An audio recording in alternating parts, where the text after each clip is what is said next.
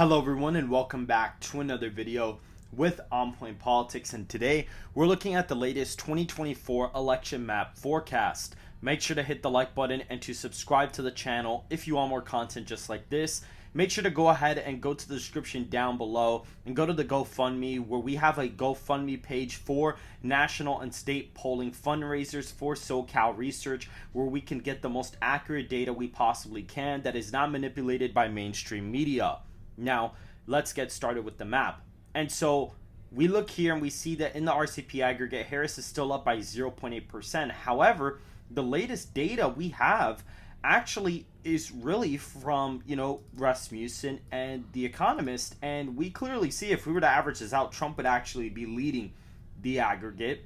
All of these polls have been released at least before August 1st. A lot of these are actually about a week old.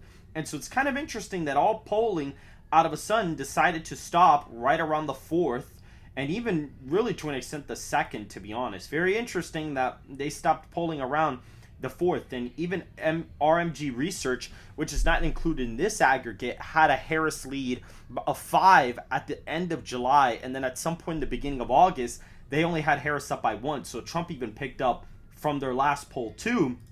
And so kind of interesting that they decided to stop polling around August 2nd. I wonder what the new numbers are going to look like, because that's kind of intriguing me, to be honest. Rasmussen, contrary to popular belief, is actually one of the more accurate pollsters, and they use likely voter screens as well. And even New York Times / Siena College, back in the beginning of July, they have likely voter screens too. And Harris is only up by a point, which, even if you look at the 2020 sample, it is an accurate sample, but really, that's within margin of error. I mean, my model has Trump winning the popular vote by 0.4%. So if I'm overestimating him by 1.5 points, I wouldn't really necessarily say that would be a humongous error. And I probably wouldn't even get any states wrong in my forecast either. I'm going to also be explaining how my model works as well very quickly. But I would put a lot of stock into the Rasmussen reports, because they use likely voter screens. They have a higher sample size. They kind of go over their weights more properly, and they break down the numbers very well. And their period moving averages from basically August to October, if you were to average out all their polls from those months, those moving periods, they actually are the most accurate aggregates you would find for the 2020 and 2016 presidential cycle. Even in 2022, they predicted an R+5 national environment, and it ended up being R+3. So that's within margin of error. So it's not like they were terribly off like most people claim they are. And so looking at the Electoral College, we will now see that Donald Trump is still favored to win the presidential race. If we go over here, we'll see the way this model works is that I actually use the approval ratings from civics.com instead of state polling now. This is civics.com, where they basically break down the approval ratings of candidates based on by state, by race, party, gender, education, and they also have it for Donald Trump as well. And that's what I mainly use for the model. We also have a demographic model, which was constructed from our last national poll. I will more than likely be updating these soon. And we also have the 2016 and 2020 results, and we find the swing and trend from every single state, and that kind of helps determine what the partisan leaning of all these states are going to be. And then we also have the final results here averaged out based off of these data points, and we have an error here because I did test this back to 2020 to try to make the most accurate model possible, and this is basically what we end up getting. And I kind of have something called an elasticity score, which kind of helps me provide a little bit of a cushion for some of these states as of right now. So that's kind of what we are looking for here too. And the second part of the model down here kind of helps me also look at state trends as well. And this here, I actually use the popular vote. It's more of like the approval rating difference, and approval ratings tend to be more historically accurate, indicative of like predicting the popular vote. And if you use the RCP aggregates, those tend to be the most accurate. So right now, Donald Trump in favorability leads by 0.4% against Harris in the averages. And so when you average out these results and these results, you end up getting the final electoral margins over here, and the popular vote is calculated. And we see that Donald Trump is expected to get about 71 million votes in the popular vote. Harris about 70 million as of right now. That's kind of what my estimate is. These numbers will be updated later on in the electorate. And so looking here for the safe Republican states, we have the traditional ones right here. We clearly, pretty much have a very solid idea of where these states are going to go. Iowa and Ohio are pretty easy victories, to be honest with you. I mean, right now Donald Trump is up here by 14 in Ohio, and in Iowa he's up by 13. So these are going to obviously go in that column, as well as Florida and Texas. These are, about 9-point victories, but they are well outside the margin of error. Even the state of Florida is basically in the safe column as of this point. It is pretty much a 9-point victory, not safe in terms of, the exact margin, because if you look at this historical map, you look at the margins, 0 to 1 is tilt, and then you have 1 to 5 is lean, 5 to 15 is a likely margin. Anything above 15 points is safe, which is the darkest shade, and then likely, lean, and then a tilt. So that's kind of how it goes.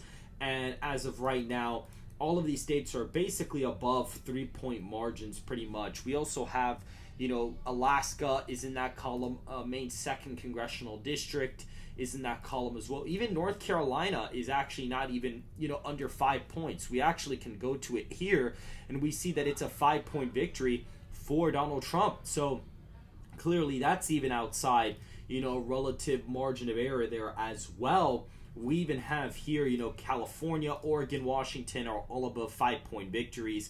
Colorado, Illinois, for Kamala Harris. These states are closer than what they were in 2020. I mean, if we go to Colorado, we see about a 12-point victory. That's about 1.5 points closer than 2020. And if we go to Illinois, it's about a 13-point victory, which is a 4-point shift to the right from the previous cycle, indicating that Illinois does not trend anywhere and the trend stays stagnant in the state. So that is about a 13-point win in the state of Illinois. New York would be around a 17-point victory in this forecast. We also have, the Northeast that tends to vote very, very Democrat.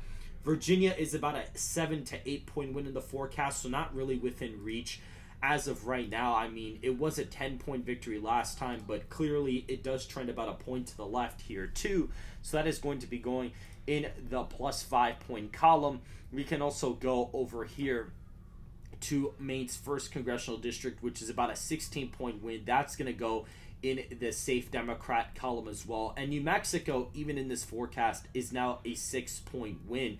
And so we have essentially filled out all of the states that are essentially going to go either way for either party in the forecast as of right now. For the states for Trump that are essentially within 5 points are going to be all of the traditional swing states, which are Wisconsin, Michigan, Pennsylvania, Georgia, Arizona, and Nevada. These are all going to be under 5-point victories for the former president, and he's still on track to be the leaning favorite to win. I would give him about a 60 to 65% chance of winning the election. His Arizona and Georgia margins would be not the best that he's done. In Georgia, his best is about 5. He'd be winning by about 3 here. Arizona, he'd be matching his 2016 performance, but his Nevada and Rust Belt performances would actually be the best that he's ever done. I mean, I have him up in Wisconsin, Pennsylvania by 4. That would be a record-breaking margin. Michigan plus 2. That would be record-breaking. And Nevada about plus 3.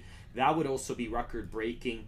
And then the other states, Minnesota, Nebraska, and Maine, as well as New Hampshire, are going to be going to Harris as of right now in the forecast. They are about 2 to 4 point victories for Harris as of right now in this forecast. Clearly, they are not going to be within 2 points, but they are still not above 5-point victories. These states all voted for Joe Biden by over safe margins, so that's kind of where we see that right now, or at least above 5-point victories. I can actually give you a little bit of a better visualization of what I'm talking about here, but essentially everything above, basically you see here, everything above 5 points is effectively safe, and everything below that is in the lighter shade. So there were basically 1, 2, 3, 4, 5, 6, 7, 8, 9, or about 8 states in the basically under 5-point column, and these are where all of the states are going to go. And you see all these states that are in lean that I have in the forecast right here